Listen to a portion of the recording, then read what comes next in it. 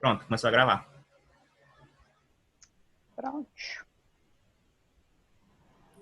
Show. Falta quem? Falta o O Trajano, Trajano, a Amanda a tava Amanda e o Igor, né? Que também e estavam. o Igor.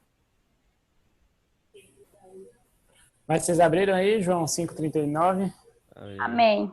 Texto aí famoso. Todos nós já utilizamos ele, ou lemos ele pelo menos. Alguém sente-se à vontade aí para dar uma para lê-lo? opa, Vou lê ler. aqui. Opa, pode ler então. Vocês estudam cuidadosamente as Escrituras, porque pensam que nelas vocês têm a vida eterna. E são as Escrituras que testemunham a meu respeito. Qual é uma dúvida? Qual é a sua versão, Sarlene? Eu tô lendo uma Bíblia aqui do Caio, a DBV. É em TLH, então, né? Ele ganhou Nini Barreto, bem pequenininha. Ou show de bola. Ou é em TLH ou é em NVI, eu não lembro. Mas acho que é em TLH. Mas show, beleza, essa é muito boa. Esse texto. Alguém tem outra versão? Alguém tem a O OB da Lucas revista? lendo a versão dele, eu acho que é bem mais... É a minha a Ara. Ara, Eu vai também tenho Ara. a NVT aqui, se quiser. Vai a Ara e depois vai a NVT. Beleza. A Ara fala: examinai as escrituras, porque julgais ter nela a vida eterna, e são elas mesmas que testificam de mim. Beleza, e a NVT? Deixa eu abrir aqui a NVT. Bem, corre. 539, né? 5,39. Que a NVT vai dizer 539. Vocês estudam minuciosamente as escrituras porque creem que elas lhe dão vida eterna, mas as escrituras apontam para mim. Beleza. E aí? Vocês já usaram esse texto, correto? Uhum. Em que circunstância nós usamos esse texto comumente? Quem deu Pra estudo bíblico aí, o que é que o texto fala no estudo bíblico? gente estudar a Bíblia, que ela testifica de Jesus. Sim, o que mais? Sim. Em algumas, né, passagens que eu já tive comentando com algumas pessoas e tal, quando eu estudo a Bíblia, mostra que em Jesus, né, tá a verdade. Jesus é a verdade, né? A pessoa quer saber, porque tem gente que duvida e tal. Aí mostra que Jesus é o caminho, a verdade e a vida. E também que não basta só conhecer, né? Depois de você conhecer, tem que abandonar os, os atos velhos, né? Os hábitos velhos e começar a ter hábitos novos, né? Que testificam de Jesus, que você é uma nova criatura, é uma nova pessoa. Show. Alguém tem eu acho que o que o Trajano está perguntando é se alguém tem esse texto na Bíblia judaica. Eu achei interessante porque aqui na que eu tenho, diz assim, vocês pensam... Peraí. Vocês estudam as Sagradas Escrituras porque pensam que vão encontrar nelas a vida eterna. E são elas mesmas que dão testemunho a meu favor. Eu achei interessante porque diz assim, pensam que vão encontrar a vida eterna. Eu não entendi por que diz dessa forma. É na linguagem de hoje, é aquela Bíblia dos jovens. Bíblia jovem. Era esse o ponto que eu queria falar, porque é o seguinte, a gente usa, esse texto ele está falando coisas muito importantes sobre o texto bíblico, e isso é o que nos ajuda a encontrar, e já eu volto para o tema específico da lição dos jovens, mas a gente usa muito esse texto, porque em português, né, principalmente na Ara, como o Lucas leu, tem examinais as escrituras, né? E aí a gente leva sempre para o imperativo, como se Cristo estivesse dizendo: examinem as escrituras, porque nelas vocês vão encontrar a vida eterna. Mas não é um imperativo, né? Porque o vós, né? A segunda pessoa do plural é sempre que eu acho que é mais confunde todo mundo, mas ele não está no imperativo. Então, tipo, as melhores traduções é quando muda isso, né? Deixa mais fácil e vai realmente nessa linha, ó. Vocês examinam as escrituras porque acham que tem nela a vida eterna. Isso. E elas que testificam de mim. O que Jesus está falando nesse ponto específico do discurso dele, e aí vocês vão ler que ele estava falando pessoas que não estavam acreditando que não estavam acreditando naquele que tinha enviado Jesus, né? O pessoal estava negando Jesus. E aí Jesus ele vem nessa ideia de dizer, olha, vocês estão negando, né? Nos versos anteriores, verso anterior mesmo, 38. Vocês não têm a palavra dele permanente em vocês, porque não creem naquele a quem me enviou. Então Jesus está falando, olha, vocês não estão acreditando em mim, então aí ele entra nessa, né? Vocês estão estudando as escrituras, buscando nelas a vida eterna, mas elas são as minhas testemunhas, né? Elas testificam de mim. Então, tipo, o objetivo desse texto não é dizer para a gente estudar as escrituras, mas é para estudar as escrituras. Jesus vai falar outros textos sobre isso, mas esse é um dos textos aqueles mais famosos que a gente normalmente pega detalhes dele que ele não disse, né? Já que na lição está falando muito sobre texto no seu contexto, para entender a vontade de Jesus. Esse é um texto que às vezes a gente lê e tira dele coisas que especificamente dele não disse. Não que ele esteja errado, né? Eu vivo falando com a minha mãe, com o Show, com a Débora, sempre tenho o costume de falar assim, a gente tem o costume de pegar textos que não falam de uma verdade específica para defender uma verdade específica. Então a gente tome esse cuidado. Mas é nessa vibe aí mesmo. Quando eles voltarem, eles trazem aí a Bíblia judaica. Mas a gente examina as escrituras pensando em encontrar nelas a vida eterna, mas a vida eterna está em Jesus e Jesus está nas escrituras, né? Então a gente busca Jesus nas escrituras para ter nele a vida eterna. Algo a declarar? Um ponto interessante, né, Jean? Você vê que nessa relação, né, que Cristo tinha especificamente com esse pessoal aqui, né, que eram os escribas, né, os mestres tanaítas, né, eles eram encarados como doutores na lei de Deus, né? E de fato eram, porque estudavam a lei. O problema era a forma como a lei estava sendo interpretada, né? E em determinados aspectos, a forma como estava sendo interpretada era exatamente o ponto em que Cristo divergia dele, né? Cristo nunca combateu a lei, né? Pelo contrário, Cristo, ele, inclusive, em muitos meios judaicos agora recentes mesmo, né? Em Israel, Cristo é encarado como um mestre ou seja, a favor da Tanar, que é justamente a Bíblia hebraica, que é aquilo que a gente chama pedagogicamente de Antigo Testamento, né?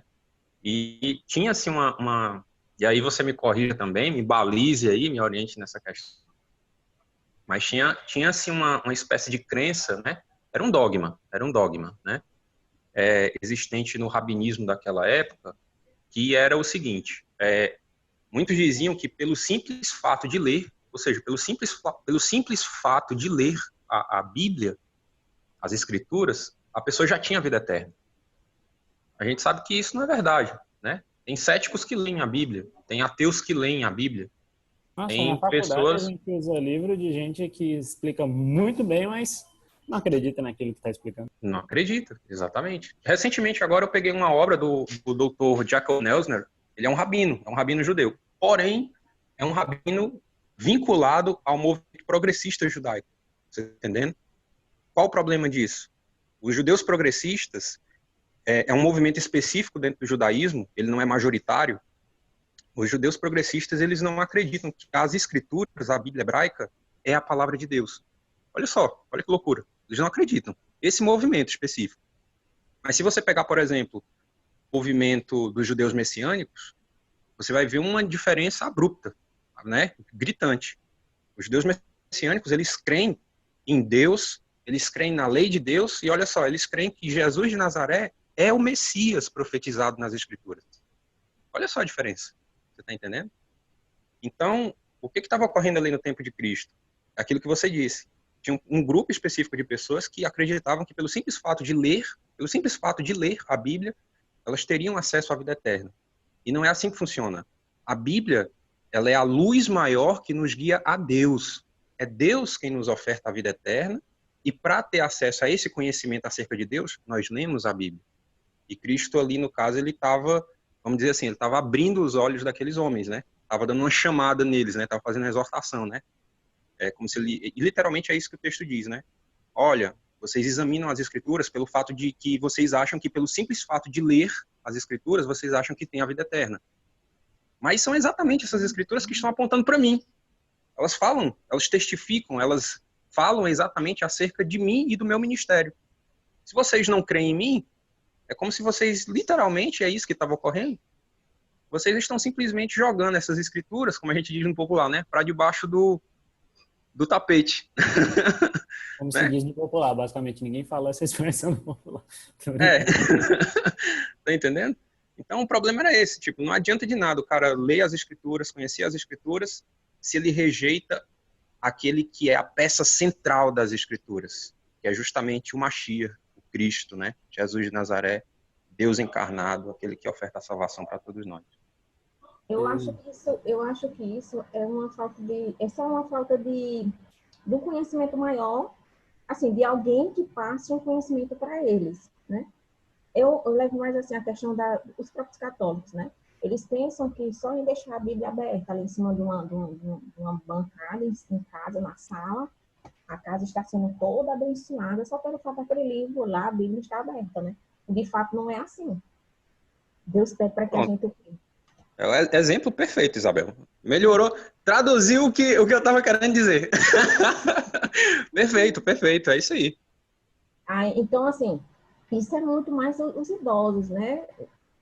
Enfim, aqueles beatos mesmo da igreja, né, católica, mas deixa mais o livro aberto e fica lá levando poeira sem realmente examiná-lo. É só isso. Tá, obrigado por eu ter traduzido você, Daniel. A linguagem de hoje. Também, Isabel, engatando aí no teu pensamento, a gente também vê muito em para-choque de caminhões, né, frases com texto bíblico, em carros mesmo comuns, textos bíblicos diversos, variados, dizendo que está protegido, que Deus abençoa e tal, um monte de coisa. Aí eles acham que pelo fato de ter aquelas frases bíblicas ali também já estão sendo abençoados e protegidos. Não, mas a gente não pode esquecer que muitos serão julgados de acordo com o seu conhecimento, com o conhecimento que tem para com Deus, né? Então, eu não posso dizer que eles não vão ser salvos, enfim. Não é porque eu tenho conhecimento do mundo que eu já com certeza. O conhecimento não salva, né? Por isso que eu não sou muito fanática, assim, para ter um conhecimento, sabe? Porque eu acho que o básico, eu acho que Deus, ele...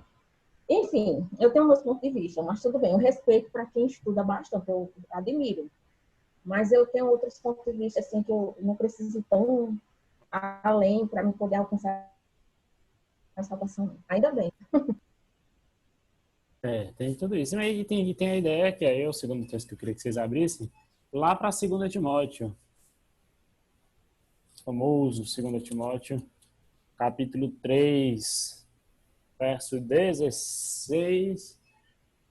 Vamos a partir do 14, né? 14, 15, 16 e 17 de 2 Timóteo. Por favor, abram.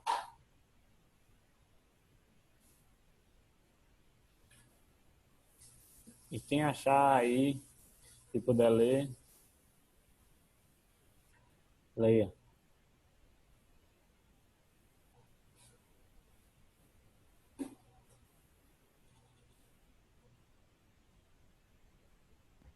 Qual livro, hein? Eu não escutei. 2 Timóteo 3,16. Ah.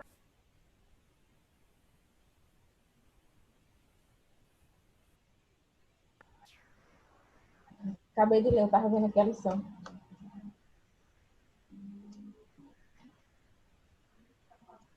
Tá aberto aqui, já. Pode ler. 2 Timóteo 3,16. Toda a escritura, né? O princípio aqui não é só o sola escritura, né? Aqui é o tota escritura. Leia a partir toda do 14, a escritura, né? A partir do 14. Pronto. Vamos lá.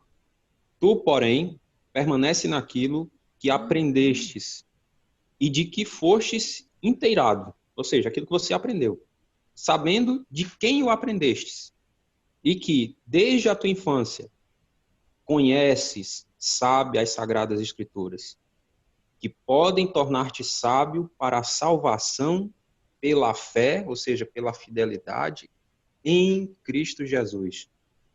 Toda a Escritura, tota Escritura, é inspirada por Deus, útil para o ensino, para a repreensão, para a correção, para a educação na justiça, com o objetivo de que o homem e mulher, gênero humano, o homem e a mulher de Deus sejam perfeitos e perfeitamente habilitados, capacitados para toda boa obra.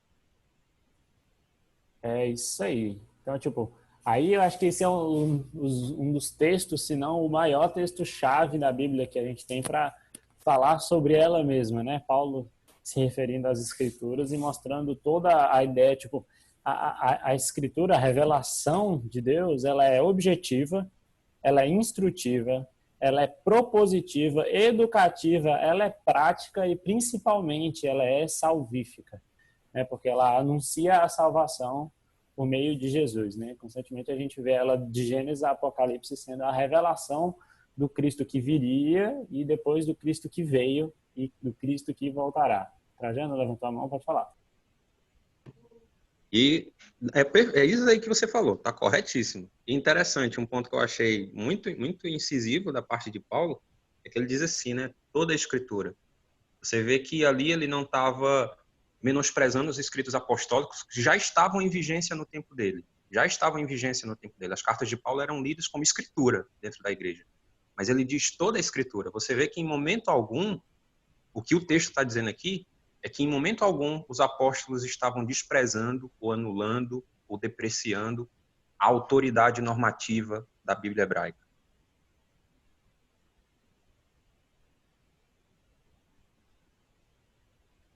Sim, sim. Exatamente. Exatamente. Isso, né? A gente tem... Fala aí, fala. Não, pode falar depois. Não, pode falar. Falou.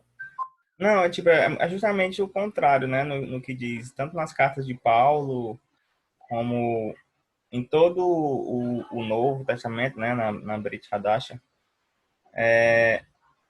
que é sempre apontando para o que está escrito lá no passado. Tipo, se você for tirar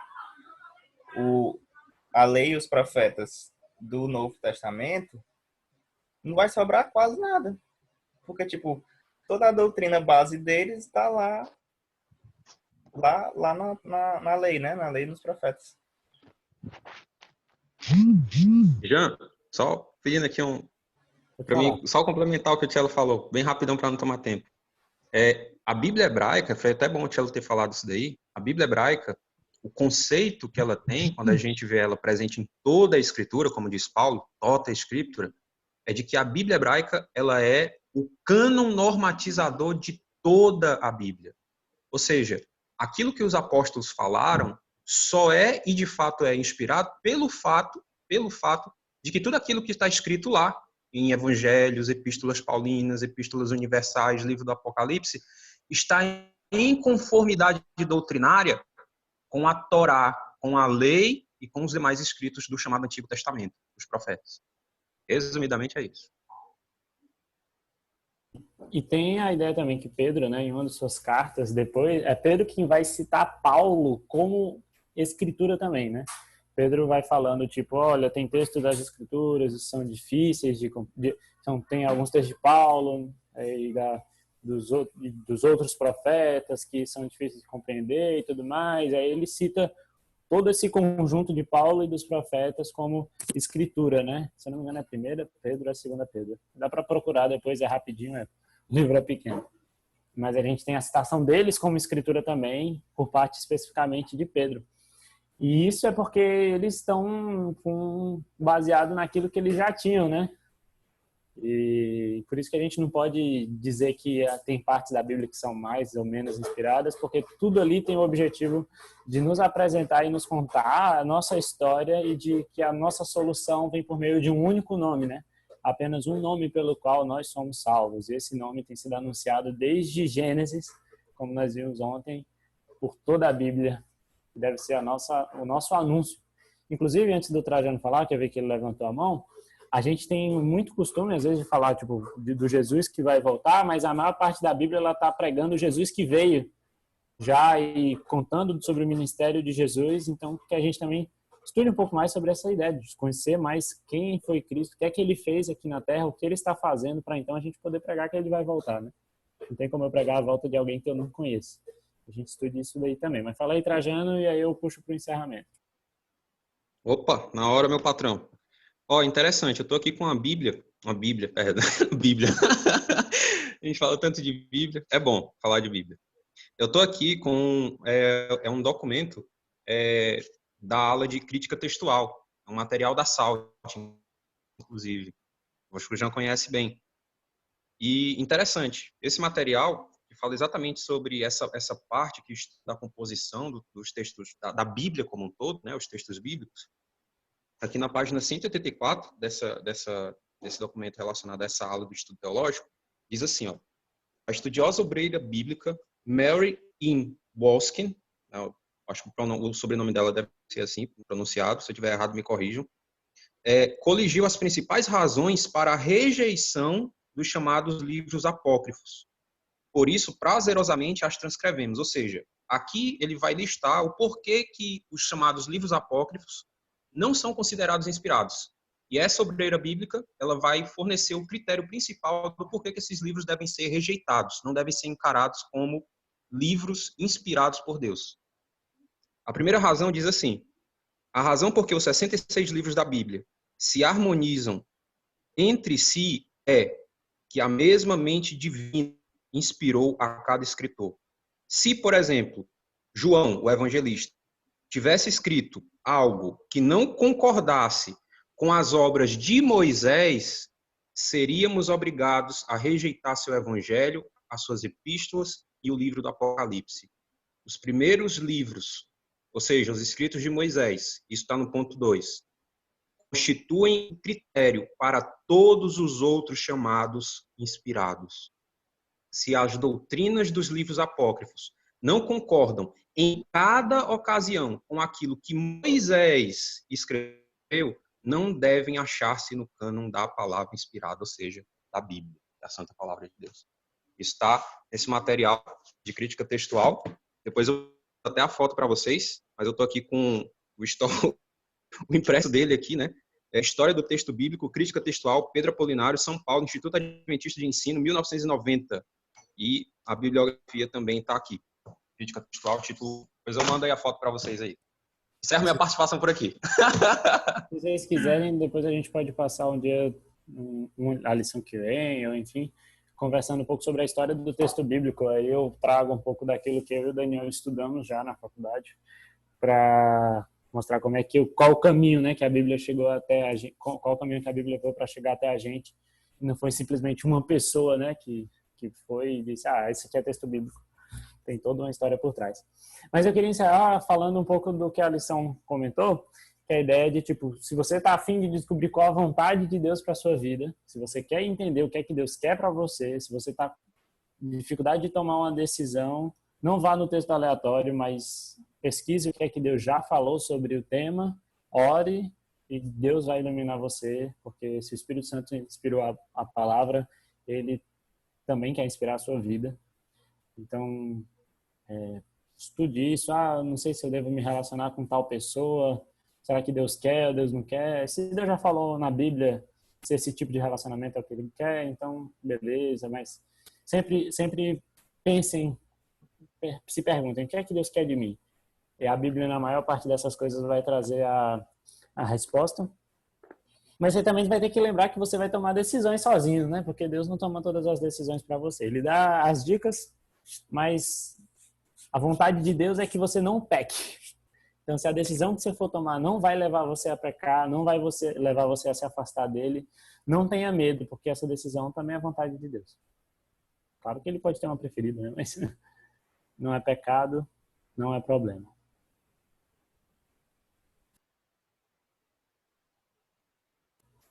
Beleza? Todos ok? Ok. Tudo show. Show. Show. A Amanda não está podendo falar, ela tinha dito aqui no início. Viu, Amanda? Somos todo o time Amanda. Tamo junto, viu? João, tu faz oração para a gente encerrar, então? Ora sim. Oremos. Senhor Deus e Mano Pai, te agradecemos pelo Senhor ser bom com a gente. Te agradecemos pela tua palavra, pela tua revelação divina. Te pedimos nesse momento que teu Santo Espírito enche nossas vidas, e que nós sempre possamos pedir a orientação tua, não aleatoriamente, não com o dedo apontado em passagens aleatórias, mas sempre estudando o contexto, sempre estudando o tema referido daquele capítulo, para que possamos entender realmente o que é que o Senhor quer para a nossa vida, quando tivermos com dúvidas em o que fazer em determinado momento. Muito obrigado por tudo, te pedimos perdão pelas nossas falhas e pecados, e que o Senhor nos ilumine nesse restante de sábado, e que nos dê uma boa semana, né, quando a semana for iniciar. Obrigado por tudo, em nome de Jesus, amém. Amém. Amém, Amém. pessoal. Então, hoje à tarde vai ter o negócio lá que o Daniel falou ontem, então a gente, se vocês puderem participar, entrem. E aí o nosso específico fica em stand-by, igual das últimas vezes, beleza? Beleza. Beleza. Como é? Tranquilão. Tipo, porque vai ter o negócio, a live lá do Jockey, e aí pra não ficar, tipo, das 4, 5, 6, 7, 8, 9 horas da noite, pra ficar... Não que Paulo não pregasse, né, durante 5 horas seguidas, mas pra não ficar muito pesado pra todo mundo, a gente escolhe uma das lives só pra participar. Pronto. Ei, gente, eu queria saber quem é que vai, essa live é sobre o quê? Tipo, tem algum tema?